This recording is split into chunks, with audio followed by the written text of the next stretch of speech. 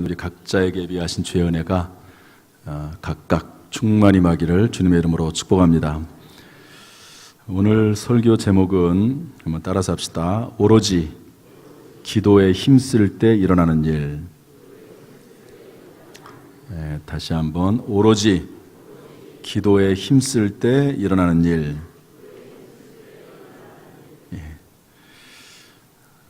예수님께서 이 땅에 오셔서 3년 동안 공생의 활동을 하셨죠. 그래서 한 33살 정도에 그 모든 일을 다 마치고 십자가에 달려 죽으십니다.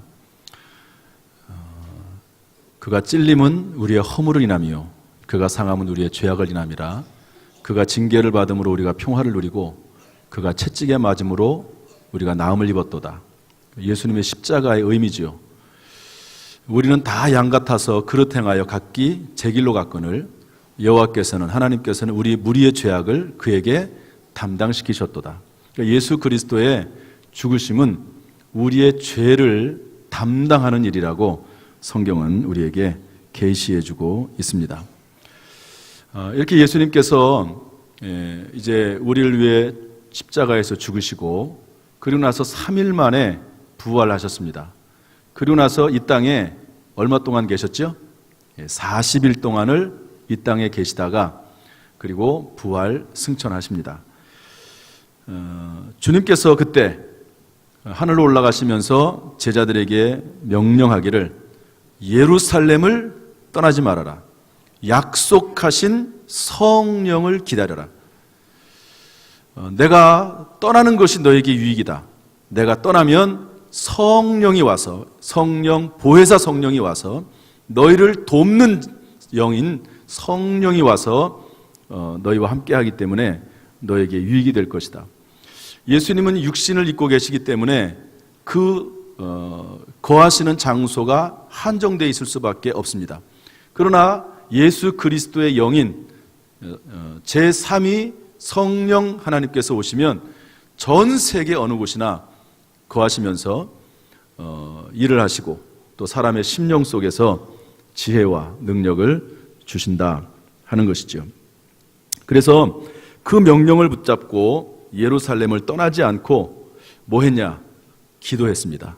마가라고 하는 사람의 다락방에 모여서 120명이 한꺼번에 그 다락방에 다 들어갈 수 있을 정도로 큰 공간이었는지는 확인이 안 되지만 어쨌든 번갈아 가면서 오든지 간에 약 120명 되는 그러한 무리들이 모여서 열심히 기도했습니다.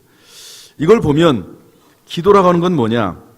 먼저 하나님의 말씀이 주어지는 겁니다. 그리고 그 말씀을 붙잡고 그 말씀을 의지해서 그 말씀대로 이루어지기를 간구하는 것, 이것이 기도라고 볼 수가 있습니다. 그래서요, 사실은 말씀과 기도는 연결되어 있습니다. 기도하다가 말씀을 받아야 되고 또 말씀을 읽다가 기도 제목을 찾아야 되고 어떤 문제가 있든지 간에 내 기도 제목은 하나님의 말씀 가운데 없겠지, 그런 거 없습니다. 내가 기도 제목이 있으면 그 기도 제목을 향한 하나님의 뜻이, 하나님의 계획이 성경에 분명히 나와 있습니다. 내가 어떤 문제가 있고 내 소원이 있을 때 그것이 곧 하나님의 뜻이라고, 내가 원하는 바가 하나님의 뜻이라고 볼 수는 없습니다. 그래서 내 안에 문제가 있고 소원이 있을 때 과연 이것이 말씀 가운데 어떤 음성으로 들려지는가 하는 것이 중요합니다. 그래서 말씀을 읽고 묵상하는 가운데 기도하면 하나님께서 그 기도 가운데 하나님의 음성을 들려주시고 깨닫게 하시는 거고 또 응답하시는 것입니다. 그래서 이제 말씀을 붙잡고 성령 받기를 위해서, 주님 말씀대로 성령 받기를 위해서 뜨겁게 기도하는 가운데 여러 가지 일들이 나타납니다. 여러 가지 일들이. 그 중에 하나가 이제 아직 기도하는 중에 하나님께서 베드로와 또 그 제자들의 마음을 움직이셔서 가룟 유다 대신 새로운 사도 한 명을 뽑습니다.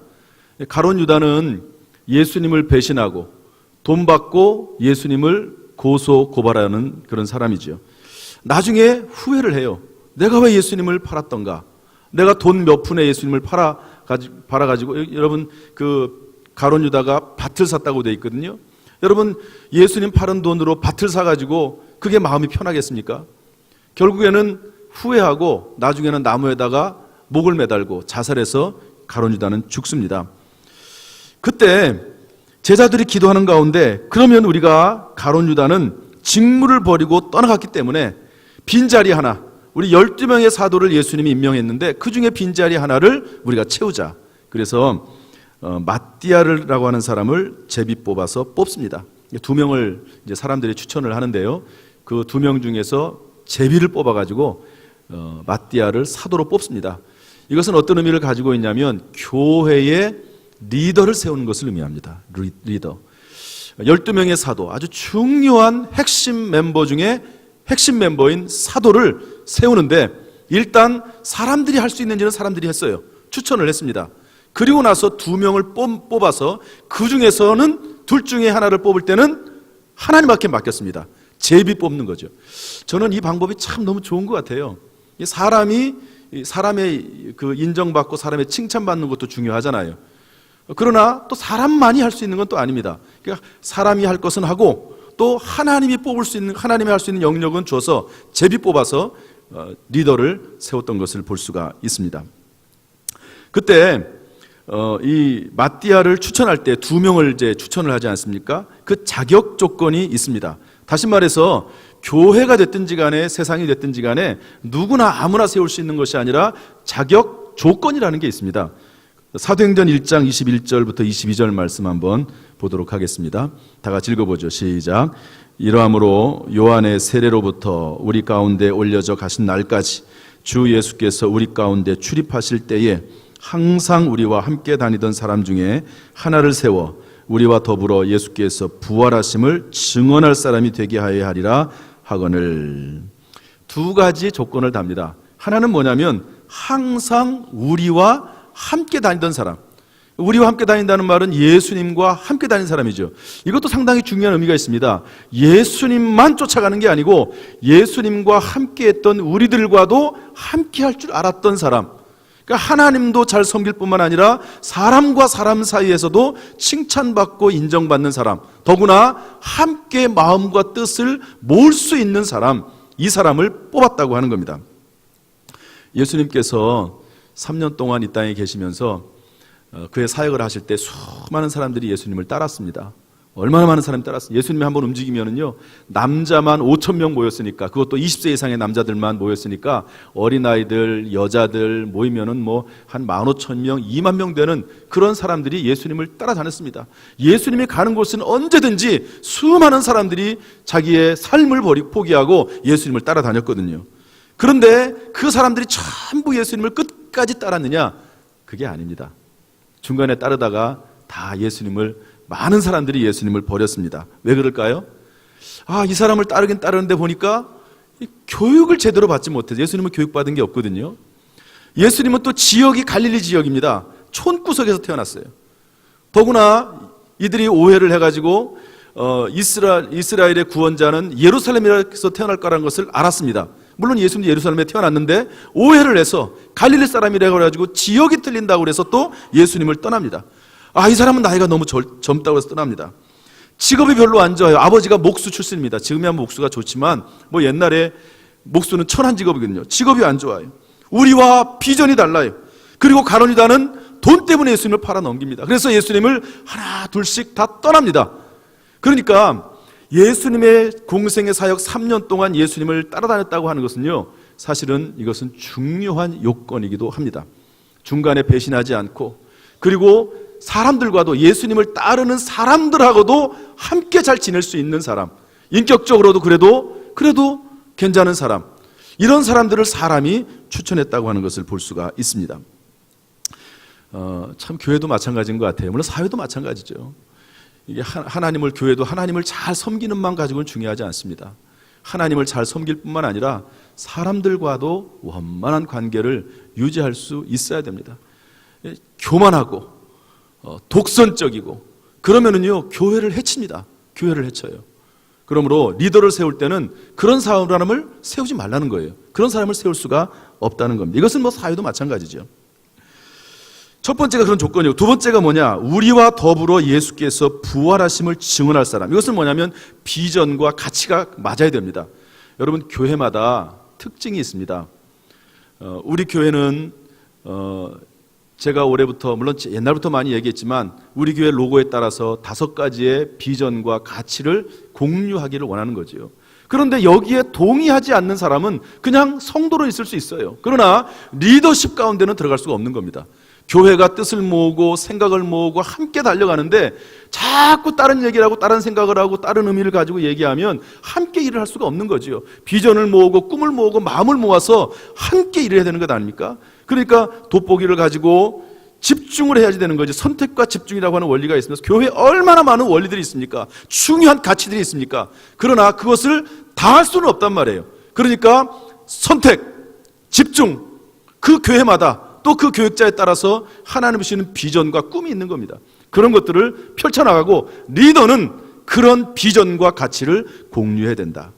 이게 쉽게 그냥 요 성경 구절에 나온 것 같은데 이게 세상 원리적으로도 너무너무 중요한 가치에 의해서 그런 기준에 의해서 리더들이 뽑힌 것을 볼 수가 있습니다. 이런 일들이 기도할 때 이런 리더들이 세워지고 그리고 비전과 가치가 공유되고 하나님께서 그런 사람들을 뽑을 수 있도록 마음에 감동하시는 것을 볼 수가 있습니다. 여러분, 그러므로 여러분요, 기도는 그냥 시간 낭비하는 시간이 절대 아닙니다. 기도하는 가운데 하나님의 감동하심이 있고 기도하는 가운데 하나님의 지혜가 임하게 될 줄로 믿습니다. 기도할 때 천사들이 나타나서 그 사람을 돕는다고 성경은 기록을 하고 있습니다. 그러므로 우리가 여러분 오직 기도. 저는요, 우리 교회가 할 일이 참 많지만 제가 연초에 이 기도에 대한 설교를 지난주에 이어서 2번째 설교를 하고 있습니다. 기도만큼 중요한 게 없어요. 왜? 기도할 때 하나님은 일을 시작하시기 때문에 그렇습니다. 기도할 때 하나님은 일을 만들어 성취하시기 때문인 줄로 믿습니다.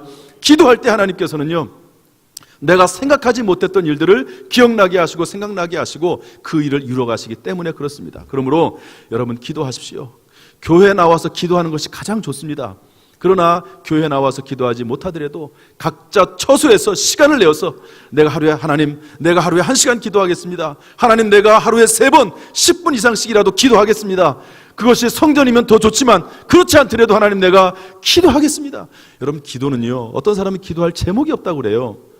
왜 기도가 할 말이 없는지 아십니까?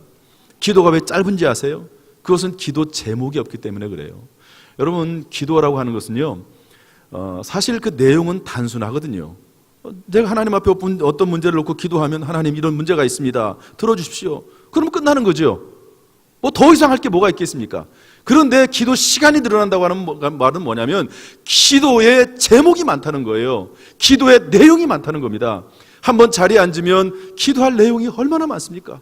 교회를 위해서, 또 성도들을 위해서, 환자들을 위해서, 나라 민족을 위해서, 당진을 위해서, 또 새신자들을 위해서, 전도를 위해서, 영혼 구원을 위해서, 예배를 위해서, 내 자녀들을 위해서 얼마나 많은 기도 제목이 있습니까?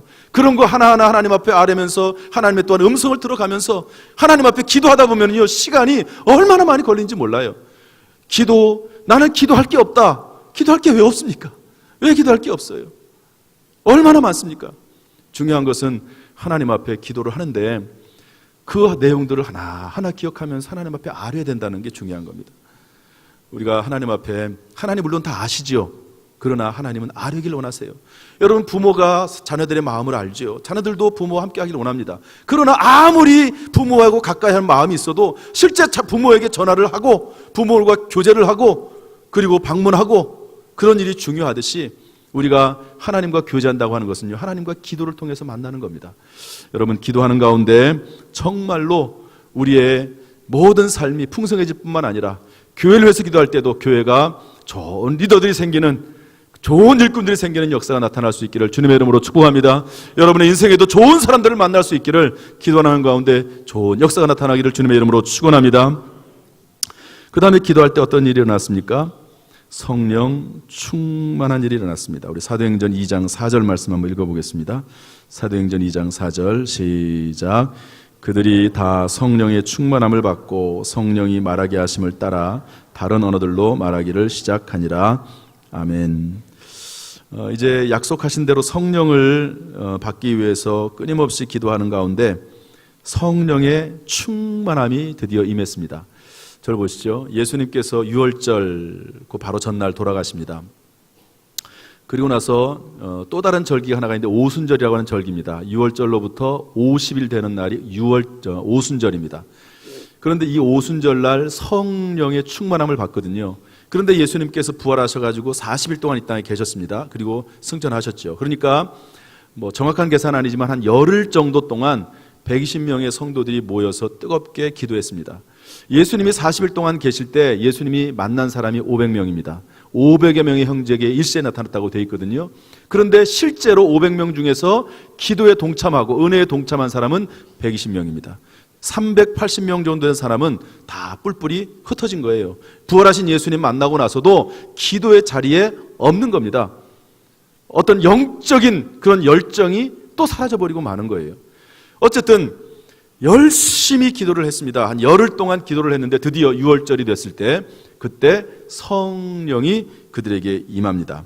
하늘에서 급하고 강한 바람 같은 소리가 그들에게 임하고 온 집에 가득하고 마치 불의 혀같이 갈라지는 것이 각자의 머리 위에 임하고 그 입으로는 영의 언어를 말하고 방언을 말하는 그런 성령 충만한 사건이 나타나게 됐다 하는 것이죠. 저는 오늘 이 시간에 물 세례와 성령 세례와 성령 충만에 대해서 제가 수요일 날 한번 했는데요. 우리 전체 성도들에게 한번 좀 확실하게 좀 전하고 싶어요. 여러분, 물 세례, 성령 세례 그리고 성령 충만에 대해서 오늘 아주 확실하게 뭐 기록할 것도 없습니다. 내가 과연 지금 물 세례 받은 사람인지 성령 세례 받은 사람인지 성령 충만 받은 사람인지 제가 한번 쭉 얘기를 드릴 테니까 여러분들 한번 생각을 해보십시오. 내가 물 세례를 받았으면 그 결과는 뭐고 성령 세례 받았으면 그 결과는 뭐고 그 다음에 성령 충만 받았을 때 결과는 뭔지 내가 지금 어느 정도의 신앙 가운데 있는지를 한번 점검을 해보시면 좋을 것 같습니다. 이야기를 하기 전에 먼저 한 분 소개를 하죠. 지난 금요일 날 박연옥 목사님이라고 하는 분이 이제 스크린으로 간증을 했습니다. 이분은 전직 무속인, 무당입니다. 그런데 무당들은 무당하기 싫어하나 봐요. 아주 엄청나게 싫어합니다. 그런데 자기가 무당이 안 되면 자기 동생이나 가족 중에 누가 무당이 돼야 된다 하는 그런 말을 듣고 할 수 없이 이분이 내림굿을 합니다. 내림굿. 귀신이 자기에게 임하는 이제 내림굿을 하는 거죠. 그때까지는 그냥 귀신이 보이기만 했는데 내림굿을 하고 나서는 귀신과 대화가 가능해졌대요. 여러분 귀신들하고 좀 대화 좀 하길 원하십니까? 아무나 할 수 있는 건 아닌 것 같아요. 내림굿하고 또 귀신이 보이는 사람이 있나 봐요.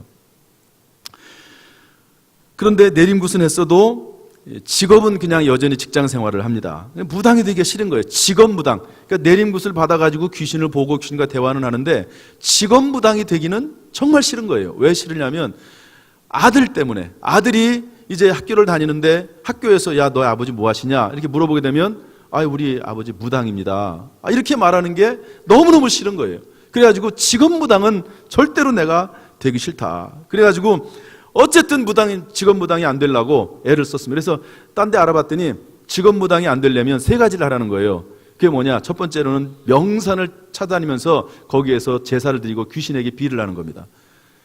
직장생활 하면서 명산 찾아다니면서 얼마나 힘듭니까? 그 다음에 밤마다 귀신에게 비를 하는 거예요. 무당되지 않 귀신한테 이렇게 아부하는 거죠. 귀신에게 비를. 그리고 1년에 한 번씩 구슬하는 겁니다. 근데 구슬하는 비용이 얼마 드냐면 자기의 10달 월급을 모아야지 한 번 구슬할 수 있는 거예요. 그런 거를 갖다가 10여 년간 해요. 10여 년간. 그러니까 돈을 벌어도 돈을 벌 수가 없는 거고 그냥 밤늦게까지 하루에 3시간, 4시간밖에 못 자면서 무당이 되기 싫어가지고 그렇게 살았습니다. 그런데도 또 누나는 또 교회를 다녀요. 누나는 교회를 다녀. 그래가지고 누나가 이 동생한테 얘기를 하는 겁니다. 하나님은 전지전능하신 하나님. 여러분 우리는 전지전능하다는 말을 그냥 다 듣잖아요. 그냥 그런가 보다 그러고 지나가요. 그런데 이분은 전지, 모든 것을 알고 전능, 모든 것을 행할 수 있다는 말을 듣는 순간 막 가슴이 뜨거워진 거예요. 우리식으로 말을 하면 하나님이 전지전능하다면 그러면 나에게 붙어있는 귀신도 쫓아낼 수 있지 않겠냐, 이런 생각이 든 겁니다. 귀신. 그 귀신이 귀신에게 얽매여가지고 사는 것이 너무도 괴롭고 힘든데 이 귀신을 이길 수 있지 않겠냐, 이런 생각이 들어요. 그렇지만 교회는 못 나갔습니다. 그런데 어느 날 이제 이분이 이제 무당들하고 이제 친한 사람들이 많은데 그 중에 아주 법사가 하나 있나 봐요. 존경하는 법사. 그런데 그 법사가 췌장암에 걸렸습니다. 이 췌장암은 사망률이 상당히 높습니다. 그 법사가 이제 췌장암에 걸려가지고 이제 우리로 말하면 신방을 갔죠. 갔더니 그 법사가 이렇게 얘기하더래요. 내가 병원에 있으니까 무당들이 많이 이렇게 찾아왔다는 겁니다. 그런데 무당들이 하는 말이 공통적인 게 뭐냐면 굿을 하라는 거예요. 굿을 하면 돈이 엄청 많이 들어가잖아요.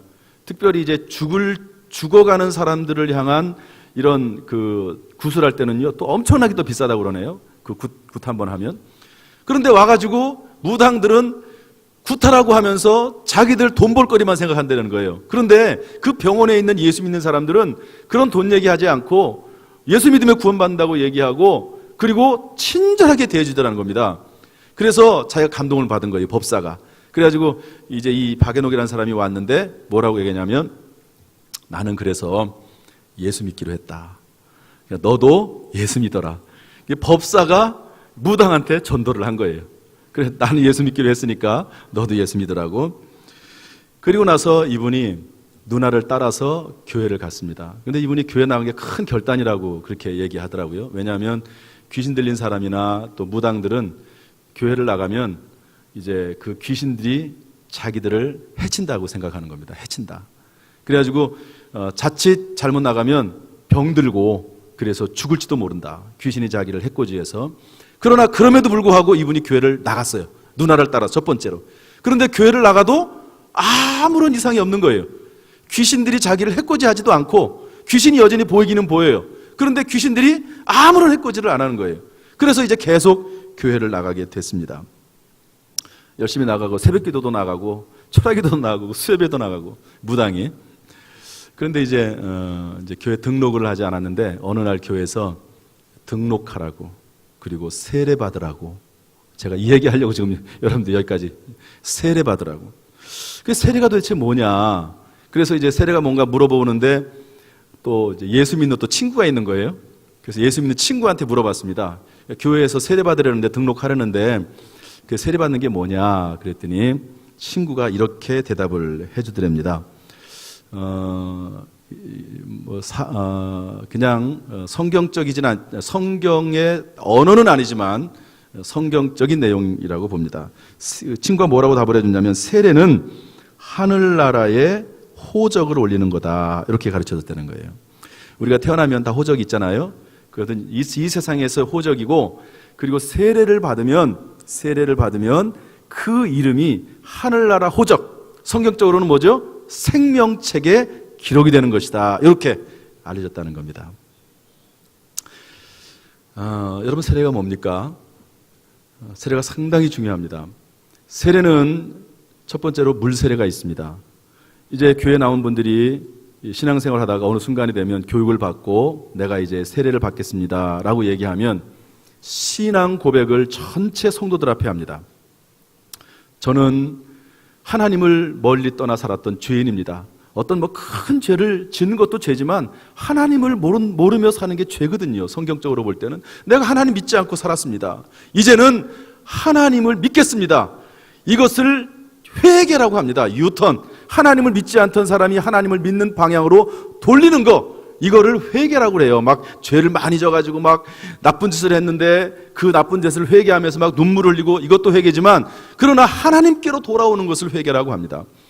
회개하고 내 죄를 고백하고 예수님이 나의 구주와 주님이 되시고 예수님께서 내 죄를 십자가에서 죽으셨습니다, 이 사실을 내가 믿습니다 라고 모든 성도들 앞에서 그걸 고백하는 거, 인정하는 거, 이것이 바로 물세례할 때 그분이 가지고 있는 고백이고 그런 신앙 고백을 하게 되어 있습니다. 그런 신앙 고백을 듣고 그 교회 교육자는, 담임 목사는 물로 세례를 주게 되어 있습니다. 우리 교단도 침례입니다, 원래는. 그렇지만 여건이 침례하려면 저 멀리 가야 되고요, 막 불편해요. 그러니까 약식 세례를 합니다. 내가 성부와 성자와 성령의 이름으로 세례를 베푸느라. 세례를 주죠. 여러분, 물 세례는 교회의 사역입니다. 따라합시다. 물 세례는 교회의 사역이다. 물 세례를 받으면 교인이 됩니다. 다시 한번, 물 세례는 교회의 사역이고 물 세례를 받으면 교인이 됩니다. 그런데 성령 세례는 뭐냐? 성령 세례는 성령의 사역이고 성령 세례 받으면 성령이 내 안에 내주하시고 그리고 중생하게 됩니다. 물 세례를 받을 때 목사는 물로 세례를 주지만 그 순간에 성령께서는 성령으로 세례를 베풀어 주셔서 그 영혼이 거듭나게 하시고 성령께서 그 안에 내주하시게 된다 하는 겁니다. 이 말씀을 성경을 통해서 확인해 보겠습니다. 고린도전서 12장 3절 말씀, 그러므로 다 같이 한번 읽어보겠습니다. 그러므로 시작. 그러므로 내가 너희에게 알리노니 하나님의 영으로 말하는 자는 누구든지 예수를 저주할 자라 하지 아니하고 또 성령으로 아니하고는 누구든지 예수를 주시라 할 수 없느니라. 내가 물 세례 받으면서 예수님이 나의 구주요 주님이라고 말을 하는 그 순간, 그것은 내가 하는 것이 아니라 성령께서 그렇게 말할 수 있도록 역사하시고 성령께서 하신 일이라고 성경은 우리에게 말씀을 해주고 있습니다. 여러분, 우리가 여기 앉아 있는 거 쉬운 일 같지만 사실은 어려운 일입니다. 하나님이 선택하시고 예정하시고 불러주셔서 여기 앉아 있는 거지 쉬운 게 아닙니다. 물론 특별한 경우에 억지로 와서 앉아 있는 경우도 있을지 몰라요. 가정의 평화를 위해서. 제가 남편들 가끔 상담하다 보면요, 나는 믿음이 없어요. 자기가 먼저 고백을 해요. 자수를 합니다. 나는 믿음이 없는데 가정의 평화를 위해서 제가 교회 나옵니다. 나와 주는 거죠. 그렇게 얘기하는 분들이 있습니다. 그러나 그렇다 할지라도 여러분, 그런 마음조차도 주시는 것도 성령께서 하지 않으시면 어떻게 교회에 나와서 앉아 있습니까? 어떤 분들은 그 부인은 태워다 주고요, 그냥 자기는 차 안에 있다가 나오면 같이 가기도, 그런 분들 얼마나 많은지 모릅니다. 그런 분들도 있어요. 그러다가 이제 교회 안에 들어와서 또 예배를 드리게 되는 거죠. 그러므로 물 세례를 받는 순간 특별한 경우가 아니라 정말로 막 그냥 또 다른 이상한 목적이 아니라 물 세례를 받는 순간 그 입술의 고백을 들으시고 하나님께서는 성령의 세례와 성령의 내주하심이 있게 되는 겁니다. 다시 한번 확인하겠습니다. 사도행전 2장 38절 말씀 읽어보겠습니다. 사도행전 2장 38절 시작. 베드로가 이르되 너희가 회개하여 각각 예수 그리스도의 이름으로 세례를 받고 죄사함을 받으라. 그리하면 성령의 선물을 받으리니. 여기 회개하고 예수의 이름으로 세례를 받고 물 세례를 받으면 어떻게 된다고요? 죄사함을 받는다는 겁니다. 그리고 성령의 선물을 받는다는 겁니다. 죄사함 받는 건 중생이죠. 성령의 선물, 성령의 세례를 의미합니다. 따라서 우리가 물 세례를 받는 그 순간에 성령께서 역사하셔서 내 안에 들어오시고 성령이 내주하시고 성령을 세례받고 그리고 죄사함 받는 중생의 역사가 나타나게 되는 것이죠. 여러분, 사람의 생각이나 사람의 의지를 의지하지 말고 믿지 말고 여러분 하나님의 말씀을 믿으시기를 주님의 이름으로 축복합니다. 하나님의 말씀이 중요한 거예요. 하나님의 말씀은 살았고 운동력이 있고 한 1.1획도 땅에 떨어지지 않는 기적의 말씀, 능력의 말씀, 생명의 말씀이 되는 줄로 믿습니다. 할렐루야. 물 세례가 있고 성령 세례가 있습니다. 그런데 성령 충만이라는 게 있습니다. 이거는 뭐냐면요, 이런 것과 같습니다. 어떤 사람이 이제 운전을 열심히 하고 있어요. 차도 있고 키도 있고 또 운전자도 있으니까 운전을 하고 이제 차를 몰고 가죠. 그런데 한참 가다 보니까 계기판을 보니까 기름이 떨어졌어요. 조금만 더 가면 완전히 바닥나게 될 판이 됐습니다. 여러분, 그러면 뭘 해야 되죠? 거기다가 기름을 채워야 됩니다. 사람은요, 예수를 믿고 성령이 내주하시면 성령이 내 안에 계십니다. 여러분, 성령이 떠나지 않습니다. 성경에 뭐라고 되어 있냐면 성령께서 내 안에 근심한다는 말이 있거든요. 성령께서 나를 떠난다는 말이 없어요. 성령께서, 구약시대에는 성령이 임하다가 떠나기도 합니다. 그러나 신약시대에는요, 그렇지 않습니다. 성령이 내 안에 내주하셔서 떠나지 않으시고 단지 하나님 말씀대로 살지 않고 그리고 믿는 사람들과 똑같은 삶을 살면 성령이 내 안에서 근심한다고 되어 있습니다. 근심. 성령께서 성령이 하신 일을 못하는 거예요. 근심하고 성령께서 그렇게 되는 겁니다. 이게 마치 신앙생활 하다가 기름이 떨어진 것 마찬가지예요. 그러면 기름을 채우는 것과 마찬가지로 성령의 기름을, 성령 충만이라고 하는 것은 뭐냐면 차에 기름이 가득 찬 상태를 말합니다. 성령 충만이에요. 성경에는 성령 충만과 술 취하는 것을 비교해 놨습니다. 너희는 술 취하지 말라. 이는 방탕한 것이니 오직 성령의 충만을 받으라.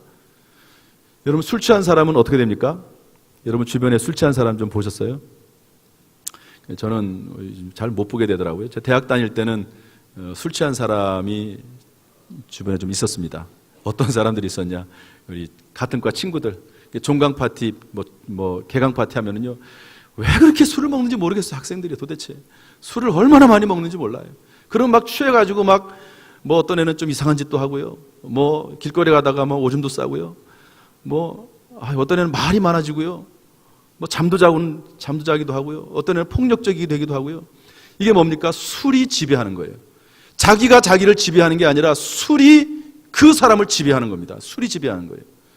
그런데 성령 충만과 술 취하는 것을 비교해 놨습니다. 술 취하지 말라. 이는 방탕한 것이니, 술 취하는 것은 방탕한 것이고 성령의 충만을 받으라. 성령 충만하면 거룩한 영이기 때문에 거룩해지는 겁니다. 술 취하는 것은 더러워져요. 그러나 성령 충만 받으면 그 사람이 거룩해지고, 그리고 깨끗해지고, 성령의 은사가 나타나게 되고, 그리고 본인이 할 수 없는 지혜와 능력이 생기게 되고, 성령께서 그 사람을 이끌어 가시게 되는 것이죠. 그러므로 성령 충만 받으라. 사도행전 1장 8절을 보면 오직 성령이 임하시면 너희가 권능을 받고 예루살렘과 온 유대와 사마리아 땅끝까지 이르러 내 증인이 되리라 말씀하고 있습니다. 언제 성령 받습니까? 마가의 다락방에서 했던 것처럼 모여 기도할 때, 아나니아가 사울에게 안수할 때 성령이 임했습니다. 베드로가 고넬료에게 말씀 전할 때 성령이 임했습니다. 성령 충만이 임했습니다. 그럼 성령 충만은요, 언제 임하냐면 뜨겁게 모여서 기도할 때, 그 다음에 안수할 때, 안수 받을 때, 그리고 말씀 들을 때 성령이 충만히 임했다고 성경은 우리에게 알려주고 있습니다. 그러므로 여러분, 우리가 다 예수님이 내 안에 계시고 성령이 내주하시죠. 문제는 성령 충만한 겁니다. 저는 옛날에 그 게임 같은 걸 보면요, 게임 여러분 보셨습니까? 그러면 격투기 게임 있어요. 그러면 둘이 막 싸워요. 그래가지고 어떤 애가 하나 콱 맞으면은요, 에너지가 쭉 줄어들어요. 이렇게 한 대 더 맞으면 또 줄어들어요. 저는 그걸 보면서 이게 성령 충만 같다 이런 생각을 했습니다. 자꾸 성령이 줄어드는 거예요. 성령의 능력이 줄어드는 거예요. 성령의 능력이 줄어들어. 그러면 빨리 회복을 해야 됩니다. 회복을 해야 돼요. 다시 에너지가, 성령이 충만해져야 되는 겁니다. 그렇지 않으면요, 어떻게 되냐면 엘리야처럼 되는 거예요. 엘리야가 얼마나 성령 충만하고 엘리야가 능력이 많은 선지자입니까? 그런데 이세벨 선지자가 죽이겠다고 막 달려드니까 우울증에 빠져가지고 엘리야 선지자가 나를 죽여달라고, 이제 됐다고, 하나님, 제가 하나님 일을 지금까지 많이 하지 않았습니까? 이제 됐습니다. 저를 죽여주십시오. 이게 성령이 충만한 사람도요, 이렇게 성령이 떨어질 때가 있습니다. 그러면 다시 회복을 해야 되거든요. 그때는 말씀 듣고 안수받고 기도가 뜨거운 곳에 와서 함께 기도하고 그렇게 해야 되는 것입니다. 예수님께서 말씀하셨습니다. 시험에 들지 않게 깨어있어 기도하라. 기도하지 않으면 불신자들은 자기 능력 가지고 그냥 살아요. 자기 재능 가지고 삽니다. 그러나 그리스도인들은 기도하지 않으면 살 수가 없습니다. 기도하지 않으면 하나님이 우리 안에서 근심하시지 살 수가 없습니다. 그러므로 여러분, 깨어서 기도하는 여러분 성도 될 수 있기를 주님의 이름으로 축복합니다. 기도에 힘쓰세요. 어쨌든 기도하세요. 기도할 때 하나님께서 이를 만들어 성취하실 줄로 믿습니다. 우리 모두에게 기도의 힘으로 충만케 하시기를 주님의 이름으로 축원합니다. 기도하겠습니다. 하나님 아버지,